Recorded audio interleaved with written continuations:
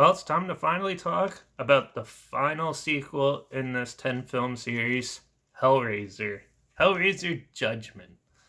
Released by Dimension Films, February 13th, 2018. Starring Damon Carnell. Produced by Bob and Harvey Weinstein. And it was written and directed by Gary J. Tunnicliffe, who's actually wrote Hellraiser Revelations, which a lot of people deem as the worst sequel of them all. I actually kind of thought it was on par with Hellseeker. But yeah. Um, but he's also done like Within the Rock, Jack and the Beanstalk, 2009, Hansel and Gretel, 2002 TV movies. Had a budget of $300,000 and roughly earned upon first release $426,000. So it gave the Dimension some little money because this is one of those sequels that basically just gets made every 3 years so they can hang on to the rights. But at least they gave Gary J. Tunnicliffe a good way. They actually let him direct this one basically because he actually has a dark vision for Hellraiser that can push it into more of the originals than ever before instead of just turning out these junk things, because he did all the makeup for like I think it was Hellraiser 3 till now, and now he's writing and directing them now. So, and I think he's doing the next one that's coming out. But yeah, basically Hellraiser Judgment is it's your typical Hellraiser sequel.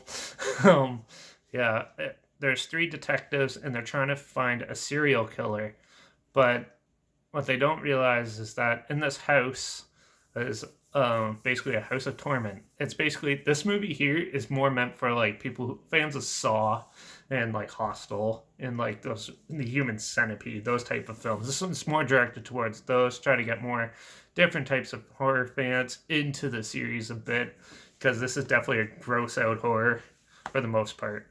But yeah, so basically there's this house where the killers and everyone that they're investigating goes, and it's basically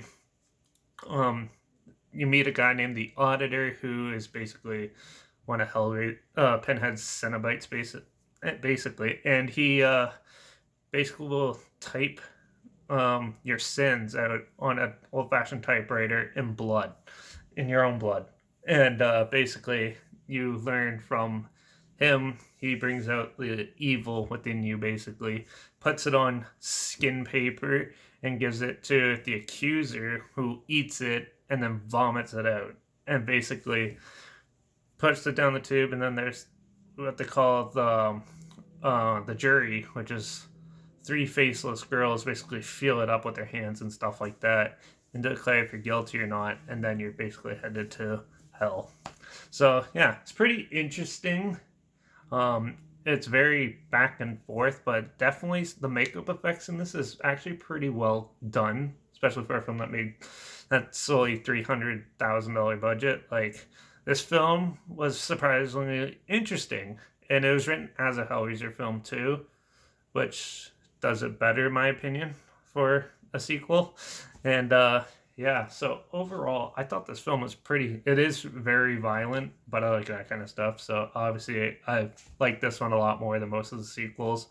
Some of it there was no really point of it, like the Executioner, and yeah, some points of that was just for gross out purposes and violent purposes.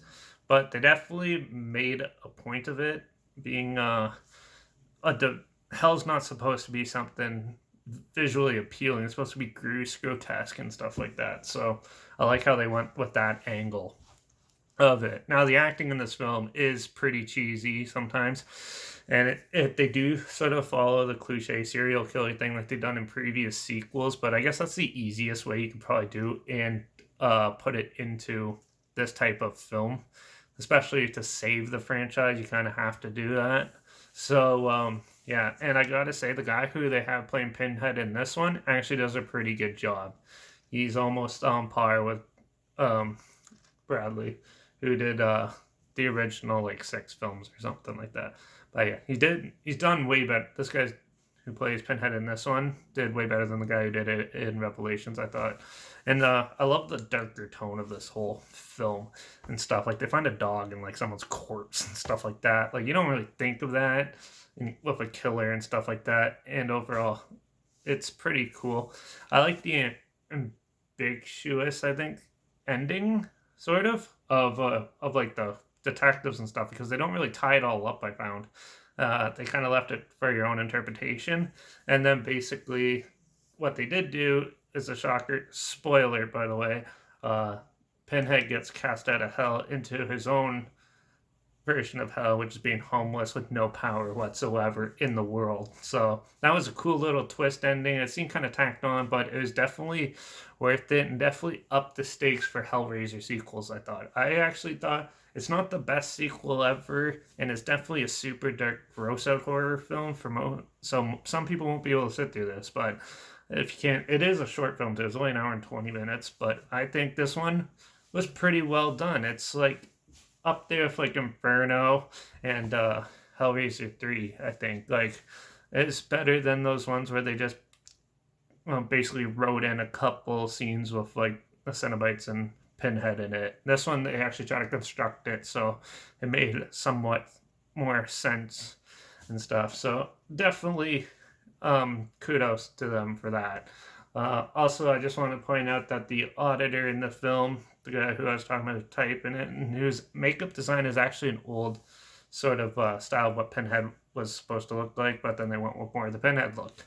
But he's actually played by the writer and director. So yeah, you could definitely tell that the people who made this film cared about it a lot more than maybe some of the other ones, and did the best they could with the time constraints and the money they had. And I thought this one is actually a decent sequel. It's by no means a great film or anything like that. So definitely check it out if you're a Hellraiser fan, though. And if you like gross out horror, you'll probably actually enjoy this. So I'm giving this one a 3.5 out of 5 because I actually really enjoyed it. It was way better than like the last like 4 or 5 sequels. So definitely, if you're a Hellraiser fan, this will encourage you to keep up with the up and coming ones. They're starting to try to salvage it and make it more of a series thing nowadays. So yeah, definitely check it out if you want. Trailer's linked down below if you haven't seen it or never heard of it or anything like that. It's up down below. Also, my Instagram's always linked down below. I post clips of films I'm going to review in the future on my story. All the time I post it on there, so make sure you follow me there.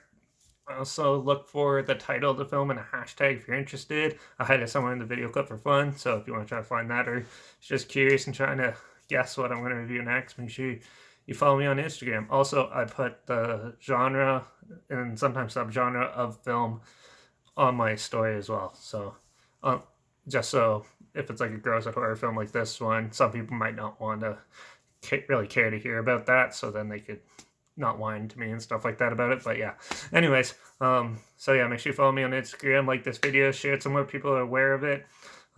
Comment down below your opinions of this film. Do you think this was a worthy sequel like I did, or do you think it's just another throwaway sequel like the other ones? I'd love to hear your opinions on it. Also, make sure you subscribe because you never know what I'm going to talk about next. I know I was talking about Fast and Furious in the last video, and now I went back to Hellraiser, so you never really know what I'm in the mood for, so I don't even know what I'm going to talk about next, so I always change my mind on the fly. So make sure you subscribe, and yeah, make sure you check out the Hellraiser series. It's pretty interesting. It's one of my favorite horror series, even though a lot of them are pretty cheesy. So yeah, but that I am off for now, and I'll see you guys in the next review.